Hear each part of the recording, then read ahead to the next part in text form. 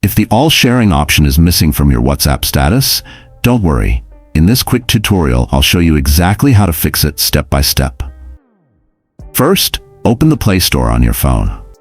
In the search bar, type WhatsApp and check if there's an update available. If you see the update button, tap it and let the app update completely. Keeping your WhatsApp up to date is very important for fixing missing features. Once it's updated, go back to your home screen and open your phone settings. Scroll down until you find Apps or App Management and tap on it. Next, use the search bar at the top and type WhatsApp again. When it appears, tap to open it. Now scroll down and select Storage and Cache, or simply Storage. Here, tap Clear Cache to remove temporary files that might be causing the issue. After that, go back one step and tap Force Stop, then confirm by pressing OK. This refreshes the app completely. Now return to your home screen and open WhatsApp again. Tap on Updates, then tap the three-dot menu at the top right corner. Select Status Privacy and check.